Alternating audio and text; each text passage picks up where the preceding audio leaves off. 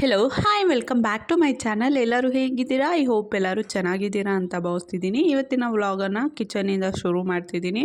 Almost ನನ್ನ daily vlog ರಂಗೋಲಿಯಿಂದ ಶುರುವಾಗುತ್ತೆ, ಇಲ್ಲಾಂದರೆ ಮಾರ್ನಿಂಗ್ ಬ್ರೇಕ್ಫಾಸ್ಟ್ ಮಾಡೋದ್ರಿಂದ ಶುರುವಾಗುತ್ತೆ. ಇವತ್ತು ಸಹ ಚಪಾತಿ ಮಾಡಬೇಕಿತ್ತು, ಹಾಗಾಗಿ ನಾನು ಆಚೆ ಕಸ ಹೊಡೆದು ರಂಗೋಲಿ ಏನೂ ಹಾಕಲಿಲ್ಲ. ಫಸ್ಟು ತಿಂಡಿ ಮಾಡ್ಕೊಂಬಿಡೋಣ, ನಂತರ ಹೋಗಿ ರಂಗೋಲಿ ಹಾಕೋಣ ಅಂತ ಹೇಳಿ ತಿಂಡಿ ಮಾಡಲಿಕ್ಕೆ ಬಂದಿದ್ದೀನಿ. ರಾತ್ರಿ ತೊಳೆದಿರುವಂತಹ ಪಾತ್ರೆ ಟಬ್ಬಲ್ಲಿ ಹಾಗೆ ಇತ್ತು. ಫಸ್ಟ್ ಜೋಡಿಸ್ಕೊಳ್ಳೋಣ ಅಂದರೆ ಲಕ್ಕಿ ಮಲಗಿದ್ದಾನೆ. ಲಕ್ಕಿ ಎದ್ದೇಳೋ ತನಕ ಆ ಪಾತ್ರೆನೆಲ್ಲ ಜೋಡಿಸ್ಕೊಳ್ಳಿಕ್ಕೆ ಆಗೋದಿಲ್ಲ, ಯಾಕಂದರೆ ಸ್ವಲ್ಪ ಸೌಂಡ್ ಆದರೂ ಲಕ್ಕಿ ಎದ್ದೇಳ್ತಾನೆ. ತೊಳೆದಿರುವಂತಹ ಪಾತ್ರೆನೆಲ್ಲ ಹಾಗೆ ಎತ್ತಿಟ್ಟಿದ್ದೀನಿ, ಮತ್ತೆ ಲಕ್ಕಿ ಎದ್ಮೇಲೆ ಜೋಡಿಸ್ಕೊಳ್ಳೋಣ ಅಂತ ಹೇಳಿ. ಈಗ ಚಪಾತಿ ಮಾಡ್ಕೊಬೇಕು. ಚಪಾತಿ ಮತ್ತು ಟೊಮ್ಯಾಟೊ ಚಟ್ನಿ ಮಾಡ್ಕೊಳ್ಳೋಣ ಅಂದ್ಕೊಂಡಿದ್ದೀನಿ. ಆ್ಯಕ್ಚುಲಿ ಆಲೂಗಡ್ಡೆ ಪಲ್ಯ ಮಾಡ್ಕೊಳ್ಳೋಣ ಅಂದ್ಕೊಂಡಿದ್ದು. ಮೊನ್ನೆ ಅಕ್ಕ ಟೊಮೊಟೊ ಕಳಿಸಿದ್ಲಲ್ವ, ತುಂಬ ಜಾಸ್ತಿ ಇದೆ ಮನೇಲಿ, ಹಾಗಾಗಿ ಟೊಮ್ಯಾಟೊ ಚಟ್ನಿ ಮಾಡ್ಕೊಳ್ಳೋಣ ಅಂತ ಹೇಳಿ ಟೊಮ್ಯಾಟೊ ಚಟ್ನಿನೇ ಮಾಡ್ತಿದ್ದೀನಿ. ಏನಕ್ಕಾದರೂ ಯೂಸ್ ಮಾಡ್ಕೊಬೇಕು ಟೊಮ್ಯಾಟೊಸ್ ಎಲ್ಲ, ಯಾಕಂದರೆ ಈಗ ತರಕಾರಿ ರೇಟು ತುಂಬಾ ಜಾಸ್ತಿ ಇದೆ, ವೇಸ್ಟ್ ಅಂತೂ ಮಾಡಬಾರ್ದು. ಹಾಗಾಗಿ ಟೊಮ್ಯಾಟೊ ಖಾಲಿ ಆಗೋ ತನಕ ಟೊಮ್ಯಾಟೊ ರೆಸಿಪೀಸ್ನೇ ಆಲ್ಮೋಸ್ಟ್ ಮಾಡ್ತಿರ್ತೀನಿ. ಟೊಮ್ಯಾಟೊ ಬಾತು, ಟೊಮ್ಯಾಟೊ ಗೊಜ್ಜು, ಟೊಮ್ಯಾಟೊ ರಸಮ್, ಈ ರೀತಿ ರೆಸಿಪೀಸ್ನ ಮಾಡೋಣ. ಆಲ್ಮೋಸ್ಟು ನಾನೇನು ಮಾಡ್ತೀನಿ ಅಂದರೆ, ಬೆಳಗ್ಗೆ ಚಪಾತಿ ಮಾಡ್ಕೊಬೇಕಂದ್ರೆ ಇವತ್ತು ನೈಟೇ ಚಪಾತಿ ಹಿಟ್ಟನ್ನು ಕಲಸಿರ್ತೀನಿ. ಬಟ್ ಇವತ್ತು ಬೆಳಗ್ಗೆ ನಾನು ಎದ್ದ ತಕ್ಷಣ ಚಪಾತಿ ಹಿಟ್ಟನ್ನು ಕಲಸಿ ಈಗ ಚಪಾತಿಯನ್ನು ಮಾಡ್ಕೊಳ್ತಿರೋದು. ರಾತ್ರಿ ಲಕ್ಕಿಗೆ ಸ್ವಲ್ಪ ಬೇಗನೆ ನಿದ್ದೆ ಬಂದಿತ್ತು ಅನ್ಸುತ್ತೆ, ಅಳ್ತಿದ್ದ. ಹಾಗಾಗಿ ಅವನನ್ನು ಮಲಗಿಸ್ಕೊಂಡು ನಾನು ಕೂಡ ಮಲಗೇ ಬಿಟ್ಟಿದ್ದೀನಿ. ಚಪಾತಿ ಹಿಟ್ಟನ್ನು ಕಲಸೋದು ಮರ್ತೇ ಬಿಟ್ಟಿದ್ದೆ. ಸೊ ಹಾಗಾಗಿ ಸ್ವಲ್ಪ ಬೆಳಗ್ಗೆ ಬೇಗ ಎದ್ದು ಚಪಾತಿ ಹಿಟ್ಟನ್ನು ಕಲಸಿ ನಂತರ ಆಚೆ ಕಸ ಹೊಡೆದು ನಾನು ಫ್ರೆಶ್ ಅಪ್ ಆಗಿ ಬಂದು ಈಗ ಚಪಾತಿಯನ್ನು ಲಟ್ಟಿಸ್ಕೊಳ್ತಿದ್ದೀನಿ. ಚಪಾತಿ ಹಿಟ್ಟನ್ನು ಸ್ವಲ್ಪ ಸಾಫ್ಟಾಗಿ ಕಲಿಸ್ಬಿಟ್ಟಿದ್ದೀನಿ. ಸ್ವಲ್ಪ ನೀರು ಜಾಸ್ತಿ ಹಾಕಿ ಕಲಿಸ್ಕೊಂಡಿರೋದ್ರಿಂದ ಚಪಾತಿ ಹಿಟ್ಟು ತುಂಬಾ ಸಾಫ್ಟ್ ಇದೆ. ಚಪಾತಿನ ಲಟ್ಟಿಸ್ಕೊಳ್ಳಿಕ್ಕೆ ಆಗ್ತಿಲ್ಲ, ಅಷ್ಟೊಂದು ಸಾಫ್ಟ್ ಇದೆ. ಚಪಾತಿನ ಲಟ್ಟಿಸ್ಕೊಳ್ತಿದ್ರೆ ಲಟ್ಸೋ ಕೋಲ್ಗೆನೆ ಚಪಾತಿ ಹಿಟ್ಟೆಲ್ಲ ಮೆತ್ಕೊಳ್ತಿದೆ, ಅಷ್ಟೊಂದು ಸಾಫ್ಟ್ ಆಗಿದೆ. ಆದರೂ ಕೂಡ ಒಂದು ಸ್ವಲ್ಪ ಜಾಸ್ತಿನೇ ನಾನು ಗೋಧಿ ಹಿಟ್ಟನ್ನ ಹಾಕ್ಕೊಂಡು ಲಟ್ಟಿಸ್ಕೊಳ್ತಿದ್ದೀನಿ. ಇನ್ನೊಂದು ಏನು ಮಾಡ್ಬೋದು ಅಂದರೆ, ಚಪಾತಿ ಹಿಟ್ಟಿಗೆ ಇನ್ನೊಂದು ಸ್ವಲ್ಪ ಗೋಧಿ ಹಿಟ್ಟನ್ನು ಹಾಕಿ ನಾವು ಚೆನ್ನಾಗಿ ಗಟ್ಟಿಯಾಗಿ ಕಲಸಿ ಮಾಡ್ಕೊಬೋದು. ಬಟ್ ಚಪಾತಿ ಅಷ್ಟೊಂದು ಸಾಫ್ಟಾಗಿ ಬರೋದಿಲ್ಲ. ಆ ರೀತಿ ಏನಾದರೂ ಮಾಡಿದ್ರೆ ಸ್ವಲ್ಪ ಹಾರ್ಡಾಗಿ ಬರುತ್ತೆ. ಹಾಗಾಗಿ ನಾನು ಲಟ್ಟಿಸ್ಕೊಳ್ಳೋ ಚಪಾತಿ ಹಿಟ್ಟಿಗೆ ಒಂದು ಸ್ವಲ್ಪ ಗೋಧಿ ಹಿಟ್ಟನ್ನು ಹಾಕೊಳ್ತಾ ಚಪಾತಿನೆಲ್ಲ ಲಟ್ಟಿಸ್ಕೊಂಡು ಹಾಗೆ ಒಂದು ಕಡೆ ಸುಟ್ಕೊಳ್ತಿದ್ದೀನಿ. ಇದೇ ರೀಸನ್ನಿಂದನೇ ನಾನು ಆಲ್ಮೋಸ್ಟು ಚಪಾತಿ ಮಾಡ್ಕೊಬೇಕು ಅಂದರೆ ಅಟ್ಲೀಸ್ಟ್ 6 hours ಮುಂಚೆನೇ ಚಪಾತಿ ಹಿಟ್ಟನ್ನು ಕಲಿಸ್ಕೊಂಡು ಇಟ್ಟಿರ್ತೀನಿ. ಸೊ ಇದರಿಂದ ಚಪಾತಿ ತುಂಬಾ ಚೆನ್ನಾಗಿ ಲಟ್ಟಿಸ್ಕೊಬೋದು ಮತ್ತು ಸಾಫ್ಟಾಗೂ ಕೂಡ ಬರುತ್ತೆ, ತಿನ್ನಲಿಕ್ಕೆ ಚೆನ್ನಾಗಿರುತ್ತೆ. ಈ ಟಿಪ್ ನನಗೆ ಹೇಗೆ ಗೊತ್ತಾಯಿತು ಅಂದರೆ, ಈ ಸ್ಕೂಲ್ಗೆ ಹೋಗೋ ಟೈಮಲ್ಲೆಲ್ಲ ನಾನು ಮಾರ್ನಿಂಗ್ ಎದ್ದು ಹಿಟ್ಟನ್ನು ಕಲಸಿ ನಂತರ ಲಟ್ಟಿಸ್ಕೊಂಡು ಚಪಾತಿ ಮಾಡ್ಕೊಳ್ಳೋದು ತುಂಬಾ ಕಷ್ಟ ಆಗ್ತಿತ್ತು. ಅಂದರೆ ಟೈಮು ತುಂಬಾ ಕನ್ಸ್ಯೂಮ್ ಆಗ್ತಿತ್ತು. ಹಾಗಾಗಿ ನಾನೇನು ಮಾಡ್ತಿದ್ದೆ ಅಂದರೆ, ನಾಳೆ ಬೆಳಗ್ಗೆ ಚಪಾತಿ ಮಾಡ್ಕೊಬೇಕು ಅಂದರೆ ಇವತ್ತು ನೈಟು ಮನೆ ಕೆಲಸನೆಲ್ಲ ಮುಗಿಸ್ಕೊಂಡು ಚಪಾತಿ ಹಿಟ್ಟನ್ನು ಕಲಸಿ ಫ್ರಿಜ್ನಲ್ಲಿ ಇಟ್ಟು ನಾಳೆ ಬೆಳಗ್ಗೆ ಎದ್ದು ಚಪಾತಿನ ಮಾಡ್ಕೊಳ್ತಿದ್ದೆ. ಇದರಿಂದ ಚಪಾತಿ ಹಿಟ್ಟು ಚೆನ್ನಾಗಿ ನೆಂದಿರ್ತಿತ್ತು. ಹಾಗಾಗಿ ಚಪಾತಿ ಹಿಟ್ಟನ್ನು ಆರಾಮಾಗಿ ಯಾವ ಶೇಪಿಗೆ ಬೇಕಾದರೂ ಲಟ್ಟಿಸ್ಕೊಬೋದಿತ್ತು. ನಂತರ ಚಪಾತಿ ಎಷ್ಟು ಸಾಫ್ಟಾಗಿ ಬರ್ತಿತ್ತು ಗೊತ್ತಾ? ನಾವು ಲಂಚ್ ಬಾಕ್ಸ್ನೆಲ್ಲ ಕ್ಯಾರಿ ಮಾಡ್ತಿದ್ವಲ್ವ, ಮಧ್ಯಾಹ್ನದ ತನಕ ಎಷ್ಟೊಂದು ಸಾಫ್ಟ್ ಆಗಿರ್ತಿತ್ತು ಗೊತ್ತಾ ಚಪಾತಿ. ನಾನು ಟೈಮ್ನ ಸೇವ್ ಮಾಡ್ಕೊಳ್ಳಿಕ್ಕೆ ಈ ಟಿಪ್ನ ಫಾಲೋ ಮಾಡ್ತಿದ್ದೆ. ಬಟ್ ಅದೇ ಟಿಪ್ ಈಗ ಚಪಾತಿ ಸಾಫ್ಟಾಗಿ ಬರಲಿಕ್ಕೆ ವರ್ಕ್ ಆಗ್ತಿದೆ. ನಿಮ್ಮ ಮನೇಲೂ ಕೂಡ ಚಪಾತಿ ಸಾಫ್ಟಾಗಿ ಬರ್ತಿಲ್ಲ, ಹಾರ್ಡಾಗಿ ಬರ್ತಿದೆ ಅನ್ನೋದಾದರೆ, ಸೊ ನೀವು ಚಪಾತಿ ಹಿಟ್ಟನ್ನು ಕಲಸಿಟ್ಟು ಅಟ್ಲೀಸ್ಟು ಒಂದು 4 hours ಆದರೂ ನೆನೆಲಿಕ್ಕೆ ಬಿಟ್ಟು ನಂತರ ನೀವು ಚಪಾತಿ ಹಿಟ್ಟನ್ನು ಲಟ್ಟಿಸ್ಕೊಂಡು ಚಪಾತಿ ಮಾಡ್ಕೊಳ್ಳಿ, ತುಂಬಾ ಸಾಫ್ಟಾಗಿ ಬರುತ್ತೆ. ಹಾಗೆ ನಾನು ಲಂಚ್ ಬಾಕ್ಸ್ಗೆ ಎಷ್ಟು ಬೇಕಾಗುತ್ತೋ ಅಷ್ಟು ಚಪಾತಿಯನ್ನು ಮಾತ್ರ ನಾನು ಸುಟ್ಕೊಂಡಿದ್ದೀನಿ. ನಂತರ ನಾನಿಲ್ಲಿ ಟೊಮ್ಯಾಟೊ ಚಟ್ನಿಗೆ ರೆಡಿ ಮಾಡ್ಕೊಳ್ತಿದ್ದೀನಿ. ಫಸ್ಟು ಟೊಮ್ಯಾಟೊ ಚಟ್ನಿ ಪ್ರಿಪೇರ್ ಮಾಡಿಕೊಂಡು ನಂತರ ಇನ್ನೊಂದಷ್ಟು ಚಪಾತಿಯನ್ನು ಮಾಡ್ಕೊಬೇಕು. ಟೊಮ್ಯಾಟೊ ಚಟ್ನಿಗೆ ಬಾಣಲೆಗೆ ನಾನು ಒಂದಷ್ಟು ಬೆಳ್ಳುಳ್ಳಿ, ಒಂದು ದೊಡ್ಡ ಈರುಳ್ಳಿ ಸಣ್ಣದಾಗಿ ಹೆಚ್ಚಿ ಹಾಕಿದ್ದೀನಿ. ಹಾಗೆ 6ರಿಂದ 7 ಟೊಮ್ಯಾಟೊವನ್ನು ಹಾಕ್ಕೊಂಡಿದ್ದೀನಿ, ಹುಳಿ ಟೊಮ್ಯಾಟೊವನ್ನು ಹಾಕ್ಕೊಂಡಿದ್ದೀನಿ. ಹಾಗೆ ಟೇಸ್ಟ್ಗೆ ಒಂದು 3 ಹಸಿಮೆಣಸಿನ್ಕಾಯನ್ನು ಹಾಕ್ಕೊಂಡು ಸ್ವಲ್ಪ ಎಣ್ಣೆಯನ್ನು ಹಾಕ್ಕೊಂಡು ಚೆನ್ನಾಗಿ ಸಾಫ್ಟ್ ಆಗೋ ತನಕ ಎಣ್ಣೆಯಲ್ಲಿ ಫ್ರೈ ಮಾಡ್ಕೊಳ್ಳೋಣ. ನೀವೇನಾದರೂ ಆ್ಯಪಲ್ ಟೊಮ್ಯಾಟೊವನ್ನು ಯೂಸ್ ಮಾಡ್ತಿದ್ರೆ ಟೊಮ್ಯಾಟೊ ಚಟ್ನಿಗೆ ಒಂದಷ್ಟು ಹುಣಸೆ ಹಣ್ಣನ್ನು ಸಹ ಸೇರಿಸ್ಕೊಳ್ಳಿ. ಬಟ್ ನಾನಿಲ್ಲಿ ಇವತ್ತು ಹುಳಿ ಟೊಮ್ಯಾಟೊವನ್ನು ಯೂಸ್ ಮಾಡ್ತಿರೋದ್ರಿಂದ ಆಲ್ರೆಡಿ ಹುಳಿ ಟೊಮ್ಯಾಟೊದಲ್ಲಿ ಹುಳಿ ಅಂಶ ಇರುತ್ತೆ, ಹಾಗಾಗಿ ನಾನು ಅದಕ್ಕೇನು ಹುಣಸೆ ಹಣ್ಣು ಸೇರಿಸ್ತಿಲ್ಲ. ಟೊಮ್ಯಾಟೊ ಚಟ್ನಿ ಸ್ವಲ್ಪ ಹುಳಿ ಇದ್ರೇ ಚೆನ್ನಾಗಿರೋದು ಟೇಸ್ಟು. ಹಾಗಾಗಿ ಆ್ಯಪಲ್ ಟೊಮ್ಯಾಟೊ ಏನಾದರೂ ಯೂಸ್ ಮಾಡ್ತಿದ್ರೆ ಸ್ವಲ್ಪನಾದರೂ ಕೂಡ ನೀವು ಹುಣಸೆ ಹಣ್ಣನ್ನು ಸೇರಿಸ್ಕೊಳ್ಳಿ. ಹಾಗೆ ಇದಕ್ಕೆ ಸ್ವಲ್ಪ ಜೀರಿಗೆನೂ ಸಹ ಸೇರಿಸ್ಕೊಬೋದು. ಬಟ್ ನನಗೆ ಜೀರಿಗೆ ಫ್ಲೇವರು ಅಷ್ಟೊಂದಾಗಿ ಇಷ್ಟ ಆಗೋದಿಲ್ಲ, ಹಾಗಾಗಿ ನಾನು ಸೇರಿಸ್ತಿಲ್ಲ. ಹಾಗೆ ಹಸಿಕಾಯನ್ನು ಕೂಡ ಸೇರಿಸ್ಕೊಬೋದು. ಬಟ್ ಟೊಮ್ಯಾಟೊ ಜಾಸ್ತಿ ಇರೋದ್ರಿಂದ ನಾನು ಹಸಿಕಾಯನ್ನು ಕೂಡ ಸೇರಿಸ್ತಿಲ್ಲ. ಆಪ್ಷನಲ್, ನಿಮಗೆ ಬೇಕು ಅಂದರೆ ಒಂದಷ್ಟು ಹಸಿಕಾಯನ್ನು ಹಾಕ್ಕೊಳ್ಳಿ ಮತ್ತು ಒಂದಷ್ಟು ಜೀರಿಗೆ ಕೂಡ ಹಾಕ್ಕೊಳ್ಳಿ. ಹಾಕ್ಕೊಬಹುದು. ಟೇಸ್ಟ್ ಸ್ವಲ್ಪ ಡಿಫ್ರೆಂಟ್ ಆದರೂ ಕೂಡ ಚೆನ್ನಾಗಿರುತ್ತೆ ಚಟ್ನಿ. ಹಾಗೆ ಹಸಿಕಾಯಿ ಹಾಕೋದ್ರಿಂದ ಚಟ್ನಿ ಕ್ವಾಂಟಿಟಿ ಸ್ವಲ್ಪ ಜಾಸ್ತಿ ಆಗುತ್ತೆ ಅಷ್ಟೇ. ಈರುಳ್ಳಿ, ಬೆಳ್ಳುಳ್ಳಿ, ಟೊಮೆಟೊ ಎಣ್ಣೆಲಿ ಚೆನ್ನಾಗಿ ಫ್ರೈ ಆಗಿತ್ತು. ಸೊ ಫ್ಲೇಮ್ನ ಆಫ್ ಮಾಡಿದ ನಂತರ ನಾನಿಲ್ಲಿ ಕೊತ್ತಂಬರಿ ಸೊಪ್ಪು ಮತ್ತು ಸಾಂಬಾರು ಪುಡಿಯನ್ನು ಹಾಕ್ಕೊಂಡಿದ್ದೀನಿ. ಸೊ ಹಾಗೆ ಸ್ವಲ್ಪ ಉಪ್ಪನ್ನು ಕೂಡ ಸೇರಿಸಿ ರುಬ್ಕೊಳ್ಳೋಣ. ನಮ್ಮ ಲಕ್ಕಿ ಪುಟಾಣಿ ಡ್ಯಾನ್ಸ್ ಮಾಡ್ತಿದ್ದಾನೆ. ಬನ್ನಿ, ಇತ್ತೀಚೆಗೆ ಅಂತೂ ನಮ್ಮ ಲಕ್ಕಿ ಪುಟಾಣಿ ಡ್ಯಾನ್ಸೇ ಮಾಡೋದಿಲ್ಲ ಗೊತ್ತಾ. ಎಷ್ಟೊಂದು ನಾಚಿಕೆ ಪಡ್ತಾನೆ ಡ್ಯಾನ್ಸ್ ಮಾಡಲಿಕ್ಕೆ. ಬಟ್ ಇವತ್ತೇನೋ ಡ್ಯಾನ್ಸ್ ಮಾಡ್ತಿದ್ದಾನೆ.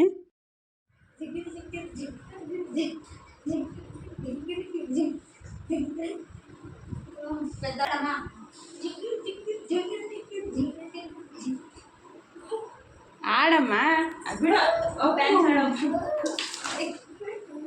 ಓವರ್ ಆಕ್ಟಿಂಗ್ ಮಾಡಬೇಡ.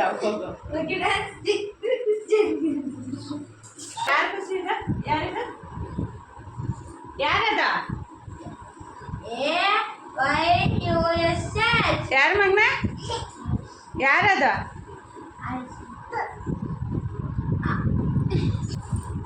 ಖುಷಿ ಮಗನ ಇದು ಯಾರಿದ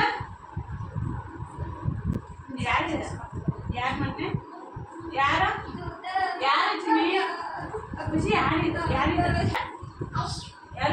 ಹಾಗೆ ಚಟ್ನಿನೂ ಕೂಡ ರುಬ್ಬಿದ್ದಾಯಿತು. ಈಗ ಸ್ವಲ್ಪ ಒಗ್ಗರಣೆ ಕೊಟ್ಕೊಳ್ಳೋಣ ಅಂತ ಹೇಳಿ ಬಾಣಲೆಗೆ ಎಣ್ಣೆ ಹಾಕ್ಕೊಂಡು, ಎಣ್ಣೆ ಬಿಸಿ ಆದ ನಂತರ ಸಾಸಿವೆ, ಕರಿಬೇವು ಮತ್ತು ಅರಿಶಿನೂ ಕೂಡ ಸೇರಿಸ್ಕೊಂಡು ಎಣ್ಣೆಯಲ್ಲಿ ಒಂದು ಸ್ವಲ್ಪ ಅರಿಶಿನೂ ಕೂಡ ಫ್ರೈ ಆಗಬೇಕು. ಆಗಲೇ ಟೇಸ್ಟು ಮತ್ತು ಕಲರು ತುಂಬಾ ಚೆನ್ನಾಗಿರೋದು. ಸೊ ನಂತರ ನಾನಿಲ್ಲಿ ರುಬ್ಕೊಂಡಿರುವಂತಹ ಟೊಮ್ಯಾಟೊ ಚಟ್ನಿಯನ್ನು ಹಾಕ್ಕೊಳ್ತಿದ್ದೀನಿ. ಚೆನ್ನಾಗಿ ಮಿಕ್ಸ್ ಮಾಡ್ಕೊಳ್ಳೋಣ. ಸೊ ಸೂಪರ್ ಆದಂತಹ ಟೊಮ್ಯಾಟೊ ಚಟ್ನಿ ಅಂತೂ ರೆಡಿ ಆಯಿತು. ಚಪಾತಿಗಂತೂ ತುಂಬಾ ಚೆನ್ನಾಗಿರುತ್ತೆ. ಯಾವಾಗಲಾದರೂ ಈ ರೀತಿ ಟೊಮ್ಯಾಟೊ ಚಟ್ನಿಯನ್ನು ಮಾಡ್ಕೊಳ್ಳಿ. ಆದಷ್ಟು ಚಪಾತಿಗೆ ಸ್ವಲ್ಪ ಗಟ್ಟಿಯಾಗಿಯೇ ಮಾಡ್ಕೊಳ್ಳಿ. ಚಪಾತಿಗಂತಲೇ ಅಲ್ಲ, ಈವನ್ ಅನ್ನಕ್ಕೂ ಅಷ್ಟೇ, ಮುದ್ದೆಗೂ ಅಷ್ಟೇ ಈ ಟೊಮ್ಯಾಟೊ ಚಟ್ನಿ ಸೈ ಅಂತಲೇ ಹೇಳ್ಬೋದು. ಅಷ್ಟು ಚೆನ್ನಾಗಿರುತ್ತೆ. ಈ ಟೊಮ್ಯಾಟೊ ಚಟ್ನಿಯನ್ನು ನಾವು 2 ರಿಂದ 3 ರೀತಿ ಮಾಡ್ಕೊಬೋದು. ನಾನು ಆಗಲೇ ಹೇಳಿದ್ನಲ್ವ, ಇದಕ್ಕೆ ಕಾಯಿ ತುರಿನೂ ಕೂಡ ಸೇರಿಸ್ಕೊಬೋದು, ಹಾಗೆ ಜೀರಿಗೆನೂ ಸಹ ಸೇರಿಸ್ಕೊಬೋದು. ಮತ್ತು ಸಾಂಬಾರು ಪುಡಿ ಹಾಕ್ದೇ ಬರೀ ಹಸಿಮೆಣಸಿನ್ಕಾಯನ್ನು ಯೂಸ್ ಮಾಡಿ ಟೊಮ್ಯಾಟೊ ಚಟ್ನಿಯನ್ನು ಮಾಡ್ಕೊಬೋದು. ಡೆಫಿನೆಟ್ಲಿ 3 ರಿಂದ 4 ರೀತಿ ಟೊಮ್ಯಾಟೊ ಚಟ್ನಿಯನ್ನು ಮಾಡ್ಕೊಬೋದು. ಸೊ ಹಾಗೆ ನನ್ನ ವ್ಲಾಗ್ಸನ್ನು ನೋಡ್ತೀರಿ. ನಾನು ಟೊಮ್ಯಾಟೊ ಚಟ್ನಿ ಮಾಡಿದಾಗೆಲ್ಲ ಡಿಫ್ರೆಂಟಾಗಿ ಮಾಡಿ ನಿಮಗೂ ಕೂಡ ಶೇರ್ ಮಾಡ್ತೀನಿ. ಹಾಗೆ ಇವತ್ತು ಮಾಡಿರುವಂತಹ ಟೊಮ್ಯಾಟೊ ಚಟ್ನಿ ಅಂತೂ ತುಂಬಾ ಚೆನ್ನಾಗಿತ್ತು. ಟೇಸ್ಟ್ ವೈಸು, ಕಲರ್ ವೈಸು ಎಲ್ಲನೂ ಕೂಡ ಸಖತ್ತಾಗಿ ಬಂದಿತ್ತು. ಹಾಗೆ ಮಿಸ್ ಮಾಡದೆ ಈ ರೆಸಿಪಿನ ನಿಮ್ಮ ಮನೇಲೂ ಕೂಡ ಟ್ರೈ ಮಾಡಿ. ಹಾಗೆ ಡಿಟಾಕ್ಸ್ ಡ್ರಿಂಕ್ ಮಾಡ್ಕೊಳ್ಳೋಣ ಅಂತ ಹೇಳಿ ನಾನಿಲ್ಲಿ ನೀರಿಗೆ ಚಕ್ಕೆಯನ್ನು ಹಾಕಿ ಕುದಿಲಿಕ್ಕೆ ಇಟ್ಟು ರಂಗೋಲಿ ಹಾಕೋಣ ಅಂತ ಹೇಳಿ ಗೇಟ್ ಕಡೆ ಬಂದೆ. ನನ್ನ ಮಿನಿ ಗಾರ್ಡನಿನ ಪರಿಸ್ಥಿತಿ ನೋಡಿ. ಸೊ ಯಜ್ಞ ಅನ್ನೋದು ಗೊತ್ತಿಲ್ಲ, ದೊಡ್ಡ ದೊಡ್ಡ ಇಲಿ ಅನ್ನೋದು ಗೊತ್ತಿಲ್ಲ. ನೈಟ್ ಟೈಮ್ ಅನಿಸುತ್ತೆ, ಮಣ್ಣನ್ನೆಲ್ಲ ಕೆದಕ್ಬಿಟ್ಟಿದ್ದಾವೆ. ಅದು ಹೋಗಿ ಹೋಗಿ ಏನು ಮಾಡಿದ್ದಾವೆ ಅಂದರೆ, ಪುಟ್ ಪುಟ್ ಗಿಡ ಇರುತ್ತಲ್ವ, ಸೊ ಆ ಬೇರು ಬುಡದಲ್ಲೇ ಮಣ್ಣನ್ನೆಲ್ಲ ತೆಗ್ದಿದ್ದಾವೆ. ನನಗಂತೂ ಸಖತ್ ಬೇಜಾರಾಯಿತು. ಈ ರೀತಿ ಮಾಡಿದ್ರೆ ಗಿಡ ಎಲ್ಲ ಹಾಳಾಗುತ್ತೆ. ಸೊ ಹಾಗಾಗಿ ನಾನೇನು ಮಾಡ್ತಿದ್ದೀನಿ ಅಂದರೆ ಅದನ್ನೊಂದು ಸ್ವಲ್ಪ ಕ್ಲೀನ್ ಮಾಡ್ಕೊಳ್ತಿದ್ದೀನಿ. ಮತ್ತು ಆ ಮಣ್ಣನ್ನೆಲ್ಲ ನೀಟಾಗಿ ಕೆದಕಿ ಗಿಡಕ್ಕೆಲ್ಲ ಹಾಕ್ತಿದ್ದೀನಿ. ಮತ್ತು ಎಕ್ಸ್ಟ್ರಾ ಮಣ್ಣು ಕೂಡ ಬೇಕಾಗುತ್ತೆ. ಮೇ ಬಿ ಇಲ್ಲಿನ ಯಜ್ಞನ ನಾನೇ ಕರೆಸ್ಕೊಂಡೆ ಅನಿಸುತ್ತೆ. ಯಾಕೆ ಅಂದರೆ ನಾನು ಈ ಟೊಮ್ಯಾಟೊ, ಈರುಳ್ಳಿ ಎಲ್ಲ ಹಾಳಾಗಿರುತ್ತಲ್ವ, ಅದನ್ನೆಲ್ಲ ಡಸ್ಟ್ಬಿನ್ಗೆ ಹಾಕೋದಿಲ್ಲ, ತೊಗೊಂಬಂದು ಈ ಗಿಡದ ಕೆಳಗಡೆ ಹಾಕ್ತೀನಿ. ಸ್ವಲ್ಪ ಗೊಬ್ಬರನಾದರೂ ಆಗುತ್ತೆ, ಚೆನ್ನಾಗಿ ಗಿಡ ಬೆಳೆಯುತ್ತೆ ಅನ್ನೋ ಒಂದೇ ಒಂದು ಕಾರಣಕ್ಕೆ. ಈರುಳ್ಳಿ, ಟೊಮ್ಯಾಟೊ ಅಂತಾನೆ ಅಲ್ಲ, ತರಕಾರಿ ಯಾವುದೇ ಹಾಳಾಗಲಿ ನಾನು ಅದೇ ಕೆಲಸ ಮಾಡೋದು. ಹಾಳಾಗಿರೋ ತರಕಾರಿನೆಲ್ಲ ತೊಗೊಂಬಂದು ಈ ಗಿಡಕ್ಕೆ ಹಾಕ್ತೀನಿ. ಮೇ ಬಿ ಆ ತರಕಾರಿನ ತಿನ್ನಲಿಕ್ಕೆ ಬಂದಿರುತ್ತೆ, ಯಜ್ಞನೇ ಆಗಿರಲಿ, ಇಲಿನೇ ಆಗಿರಲಿ. ತರಕಾರಿ ತಿನ್ನಲಿಕ್ಕೆ ಬಂದಾಗ ಮಣ್ಣನ್ನೆಲ್ಲ ಕೆದಕಿ ಹೋಗಿರ್ತವೆ. ಅವೇನು 1 ದಿನ 2 ದಿನ ಬಂದರೆ ಸಾಕು, ಅದೇ ರೂಢಿ ಮಾಡ್ಕೊಂಡ್ಬಿಡ್ತವೆ. ಮತ್ತು ಡೈಲಿ ಅದೇ ಕೆಲಸ ಅವಕ್ಕೆ. ಪಕ್ಕದಲ್ಲಿ ಚರಂಡಿ ಇದೆ, ಮೇ ಬಿ ಆ ಚರಂಡಿಯಿಂದನೇ ಬಂದಿರಬಹುದು. ಹಾಗೆ ಮಣ್ಣನ್ನೆಲ್ಲ ಕೆದಕಿ ಗಿಡದ ಬುಡಕ್ಕೆಲ್ಲ ಮಣ್ಣನ್ನೆಲ್ಲ ಹಾಕಿದೆ. ಈಗ ಕೋಕೋ ಪಿಟ್ ಸ್ವಲ್ಪ ಮನೆಯಲ್ಲಿತ್ತು, ಅದನ್ನೆಲ್ಲ ನಾನು ಗಿಡಕ್ಕೆ ಹಾಕೋಣ ಅಂತ ಹೇಳಿ ಒಂಚೂರು ಚೂರು ಕೋಕೋ ಪಿಟ್ನ ಹಾಕ್ಕೊಳ್ತಿದ್ದೀನಿ. ಇರೋದು 4 ಗಿಡ ಆದರೂ ಕೂಡ ನನಗಂತೂ ಬೆಳಗ್ಗೆ ಎದ್ದಿದ ತಕ್ಷಣ ಈ ಕಡೆ ಬಂದು ಗಿಡದ ಕಡೆ ನೋಡಿದ ತಕ್ಷಣ ನನಗೊಂಥರ ಪಾಸಿಟಿವ್ ಥಾಟ್ಸ್ ಗೊತ್ತಾ, ಪಾಸಿಟಿವ್ ವೈಬ್ಸ್ ಕ್ರಿಯೇಟ್ ಆಗುತ್ತೆ. ಮನೇಲಿ ಗಿಡ ಇದ್ದಷ್ಟು ನಮ್ಮ ಮೈಂಡು ಪ್ರಶಾಂತವಾಗಿರುತ್ತೆ ಗೊತ್ತಾ. ಆದಷ್ಟು ನಿಮ್ಮ ಮನೆ ಹತ್ರ ಏನಾದರೂ ಸ್ಪೇಸ್ ಇದ್ದರೆ ಗಿಡ ಹಾಕ್ಲಿಕ್ಕೆಲ್ಲ, ಸೊ ಅದನ್ನು ಖಾಲಿ ಬಿಡಬೇಡಿ. ಕಲರ್ಫುಲ್ ಆದಂತಹ ಹೂವಿನ ಗಿಡ ಹಾಕ್ಕೊಳ್ಳಿ. ಆದಷ್ಟು ಮನೆ ಹತ್ರ ಹೂವಿನ ಗಿಡ ಹಾಕ್ಕೊಳ್ಳಿ, ತುಂಬಾ ಚೆನ್ನಾಗಿರುತ್ತೆ. ಮನೆ ಹತ್ರ ಹೂವಿನ ಗಿಡ ಹಾಕೋದ್ರಿಂದ ನೋಡಲಿಕ್ಕೆ ತುಂಬಾ ಚೆಂದ ಇರುತ್ತೆ, ಎಷ್ಟೊಂದು ಅಟ್ರಾಕ್ಟಿವ್ ಆಗಿರುತ್ತೆ ಗೊತ್ತಾ. ಆ ಗಿಡದಿಂದನೇ ಮನೆ ಪೂರ ಅಟ್ರಾಕ್ಟಿವ್ ಆಗಿರುತ್ತೆ. ಅದ್ರ ಜೊತೆಗೆ ನಮ್ಮ ಮನೆಗೂ ಕೂಡ ಪೂಜೆಗೆಲ್ಲ ಯೂಸ್ ಆಗುತ್ತೆ. ಇನ್ನೂ ಸ್ವಲ್ಪ ಜಾಸ್ತಿ ಸ್ಪೇಸ್ ಏನಾದರೂ ಇದ್ದರೆ ಮನೆ ಮುಂದೆ ಪುಟ್ಟದಾದಂತಹ ತರಕಾರಿ ಗಿಡನೆಲ್ಲ ಬೆಳೆಸ್ಕೊಳ್ಳಿ, ನಿಮಗೆ ಮನೆಗೆ ಯೂಸ್ ಆಗುತ್ತೆ. ಅದ್ರ ಜೊತೆಗೆ ಮೇನ್ ಆಗಂದ್ರೆ ಹೌಸ್ ವೈಫ್ಗೆ ಆಕ್ಟಿವ್ ಆಗಿರ್ಲಿಕ್ಕೆ ಈ ಗಾರ್ಡನ್ ಅನ್ನೋದು ತುಂಬಾನೇ ಮುಖ್ಯ ಗೊತ್ತಾ.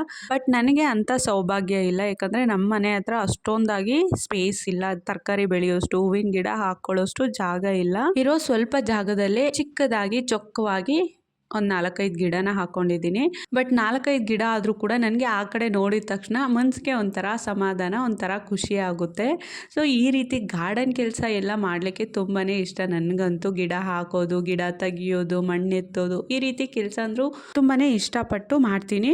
ಸೊ ನನ್ನ ಹಾಗೆ ಆಲ್ಮೋಸ್ಟ್ 80% ಹೌಸ್ ವೈಫ್ಸ್ಗೆ ಗಿಡನ ಬೆಳೆಸೋದಂದರೆ ತುಂಬಾ ಇಷ್ಟ ಇರುತ್ತೆ. ಆ್ಯಸ್ ಎ ಹೌಸ್ ವೈಫ್ ಆಗಿ ಅದರಲ್ಲಿ ನಾನು ಕೂಡ ಒಬ್ಳು.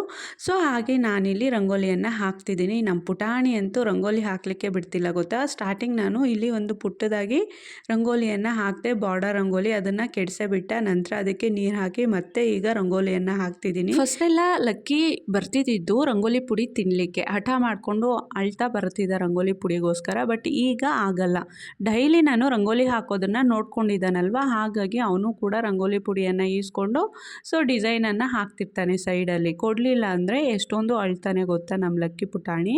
ಆದರೂ ಕೂಡ ಇವತ್ತು ಕೊಡಲಿಲ್ಲ, ಯಾಕಂದರೆ ಅಲ್ಲೇ ಕೂತಿದ್ದಾನೆ. ರಂಗೋಲಿ ಪುಡಿ ಏನಾದರೂ ಕೊಟ್ಟರೆ ಮತ್ತೆ ನಾನು ಬಿಡಿಸೋ ರಂಗೋಲಿ ಮೇಲೆ ಹಾಕ್ತಾನೆ ಅಂತ ಹೇಳಿ ನಾನು ಕೊಡಲಿಲ್ಲ. ಹಾಗಾಗಿ ಬಾರ್ಡರ್ ರಂಗೋಲಿಯಲ್ಲಿ ನಾನು ಕಲರ್ಸ್ನ ಹಾಕಿದ್ದೀನಲ್ವ, ಅದನ್ನೇ ತೆಗೆದು ಬಿಡಿಸ್ತಿದ್ದಾನೆ ಮೇಲೆ. ಬರೀ ನಾನು ರಂಗೋಲಿ ಹಾಕೋದನ್ನು ಮಾತ್ರ ಅಬ್ಸರ್ವ್ ಮಾಡಿಲ್ಲ ಅವನು. ಪಾತ್ರೆ ತೊಳೆಯೋದು, ಮತ್ತು ಬಟ್ಟೆ ಒಣಗಲಿಕ್ಕೆ ಹಾಕ್ತೀನಲ್ವ ಅದು, ಕಸ ಗುಡಿಸೋದು, ಆಯುಷು ತಲೆ ಬಾಚ್ಕೊಳ್ಳೋದು, ಮುಖಕ್ಕೆ ಕ್ರೀಮ್ ಹಚ್ಕೊಳ್ಳೋದು, ಬಟ್ಟೆ ಇಟ್ಕೊಳ್ಳೋದು ಎಲ್ಲನೂ ಕೂಡ ಸಣ್ಣ ಸಣ್ಣ ವಿಚಾರನೂ ಕೂಡ ಅಬ್ಸರ್ವ್ ಮಾಡಿ ಸೇಮ್ ಅದೇ ರೀತಿ ಅವನು ಕೂಡ ಎನೆಕ್ಟ್ ಮಾಡಿ ತೋರಿಸ್ತಾನೆ. ಕೈಗೆ ಏನಾದರೂ ಇಯರ್ಬಡ್ಸ್ ಸಿಕ್ಕಿದ್ರೆ ತೊಗೊಂಬಂದು ನನ್ನ ಕೈಗೆ ಕೊಟ್ಬಿಟ್ಟು ಅವ್ನ ಕಿವಿನ ತೋರಿಸ್ತಾನೆ, ಕಿವಿ ಕ್ಲೀನ್ ಮಾಡು ಅಂತ ಹೇಳಿ. ಮತ್ತು ಅವ್ನ ಶೂಸು ಚಪ್ಪಲಿ ಎಲ್ಲ ನಾವು ಆಚೆ ಇಡೋದಿಲ್ಲ, ಯಾಕಂದರೆ ಇರುವೆ ಹತ್ಕೊಳ್ಳೋದು ಅಂತ ಹೇಳಿ ಆಲ್ಮೋಸ್ಟು ನಾನು ಒಳಗಡೆನೇ ಇಟ್ಟಿರ್ತೀನಿ.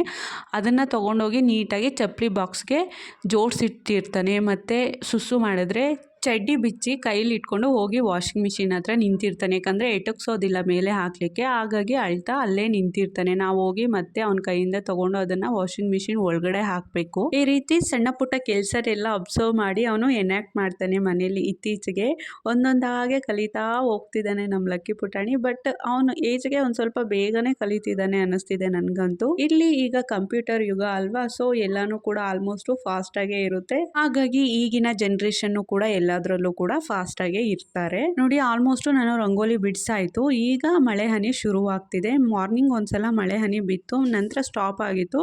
ಸೊ ಹಾಗಾಗಿ ನಾನು ರಂಗೋಲಿ ಹಾಕೋಣ ಅಂತ ಬಂದರೆ ಈಗ ಮಳೆ ಹನಿ ಶುರುವಾಗಿದೆ. ಮಳೆ ಹನಿ ಬಿದ್ದರೂ ಕೂಡ ರಂಗೋಲಿನ ಕಂಪ್ಲೀಟ್ ಮಾಡಿನೇ ಹೋಗ್ತಿದ್ದೀನಿ. ಹೇಗಿದೆ ರಂಗೋಲಿ? ನನಗಂತೂ ಇವತ್ತು ತುಂಬಾ ಇಷ್ಟ ಆಯಿತು. ರಂಗೋಲಿ ಹಾಕಿ ಬರೋಷ್ಟರಲ್ಲಿ ನೀರಿಗೆ ಚಕ್ಕೆಯನ್ನು ಹಾಕಿ ಕುದಿಲಿಕ್ಕೆ ಇಟ್ಟಿದ್ವಲ್ವ, ಸೊ ಚೆನ್ನಾಗಿ ಬಾಯ್ಲ್ಡ್ ಆಗಿದೆ. ಡಿಟಾಕ್ಸ್ ಡ್ರಿಂಕ್ ರೆಡಿ ಆಗಿದೆ.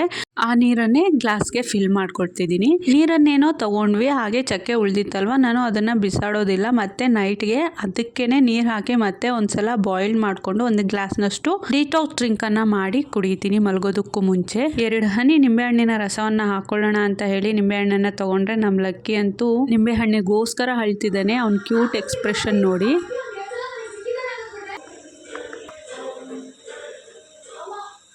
ತಿನ್ನು ಅಂತ ಯಾರಾದರೂ ಹೇಳಿದ್ರ ಖುಷಿ? ಅದನ್ನು ತಿನ್ನು ಅಂತ ಯಾರಾದರೂ ಹೇಳಿದ್ರಾ? ನನಗೆ ಬೇಡಪ್ಪ.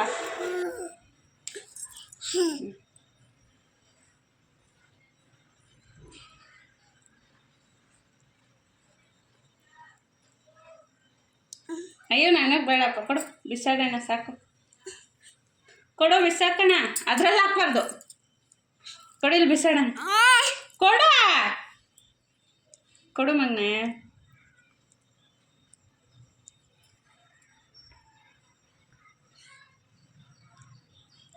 ಮಾತು ಕೊಡಮ್ಮ, ಯಾಯಿ ಬಿಸಾಕೋಣ. ಕೊಡು ಯಾಯಿ ಬಿಸಾಕೋಣ. ಬಾಯಿಗೆ ನಿಂಬೆಹಣ್ಣಿನ ರಸವನ್ನು ಹಾಕ್ಕೊಂಡಾಗ ಅವ್ನು ಕ್ಯೂಟ್ ಎಕ್ಸ್ಪ್ರೆಷನ್ ನೋಡಿದ್ರೆ ಸೊ ಅವ್ನಿಗಂತೂ ಒಂಚೂರು ಆಗ್ತಿಲ್ಲ. ಬಟ್ ಆದರೂ ಕೂಡ ಅವನು ನಿಂಬೆಹಣ್ಣನ್ನು ನನ್ನ ಕೈಲಿ ಕೊಡಲಿಕ್ಕೆ ರೆಡಿನೇ ಇಲ್ಲ. ಆದರೂ ಕೂಡ ಅವನಾಗಿಯೇ ಕೊಡ್ತಾನೇನೋ ಅಂತ ಒಂದು ಸ್ವಲ್ಪ ಹೊತ್ತು ನೋಡಿದೆ. ಬಟ್ ನೋಡಿ ಕೈಯಲ್ಲಿ ಇಟ್ಕೊಂಡು ಚೆನ್ನಾಗಿ ಪ್ರೆಸ್ ಮಾಡ್ಕೊಳ್ಳೋದು ಆ ನಿಂಬೆಹಣ್ಣನ್ನು, ನಂತರ ಬಾಯಿಗೆ ಇಟ್ಕೊಂಡು ಆ ನಿಂಬೆಹಣ್ಣಿನ ರಸವನ್ನು ಟೇಸ್ಟ್ ಮಾಡೋದು. ಇದೇ ರೀತಿ ಒಂದು ಸ್ವಲ್ಪ ಹೊತ್ತು ಮಾಡ್ದೆ. ಅಟ್ ಲಾಸ್ಟ್ ಕೈ ಕೊಡಲ್ಲ ಅಂತ ಹೇಳಿ ನಾನೇ ಕೈಯಿಂದ ಕಿತ್ಕೊಂಡು ಬಿಸಾಡಿದೆ. ಹಾಗೆ ನಾನಿಲ್ಲಿ ಡಿಟಾಕ್ಸ್ ಡ್ರಿಂಕನ್ನು ಕುಡಿತಿದ್ದೀನಿ. ನಮ್ಮಲಕ್ಕಿ ಏನೋ ಇವತ್ತು ಡಿಟಾಕ್ಸ್ ಡ್ರಿಂಕನ್ನು ಕೇಳ್ತಿಲ್ಲ. ನಾರ್ಮಲಿ ಕೇಳ್ತಿದ್ದವನು ಇವತ್ತು ನಿಂಬೆಹಣ್ಣಿನ ರಸವನ್ನು ಒಂದು ಸ್ವಲ್ಪ ಹೊತ್ತು ಟೇಸ್ಟ್ ಮಾಡ್ದೆ ಅಲ್ವಾ, ಸೊ ಹಾಗಾಗಿ ಏನೋ ಗೊತ್ತಿಲ್ಲ ಡಿಟಾಕ್ಸ್ ಡ್ರಿಂಕನ್ನು ಕೇಳಲಿಲ್ಲ. ಹಾಗೆ ವಾಷಿಂಗ್ ಮಿಷಿನ್ಗೆ ಬಟ್ಟೆ ಹಾಕಬೇಕಿತ್ತು ಒಗಿಲಿಕ್ಕೆ, ಪೌಡರ್ ಎಲ್ಲ ಖಾಲಿಯಾಗಿತ್ತು. ಹಾಗಾಗಿ ತೊಗೊಳ್ಳೋಣ ಅಂತ ಹೇಳಿ ನಾನಿಲ್ಲಿ ನಿರ್ಮಾ ಪೌಡರನ್ನು ತೊಗೊಳ್ತಿದ್ದೀನಿ.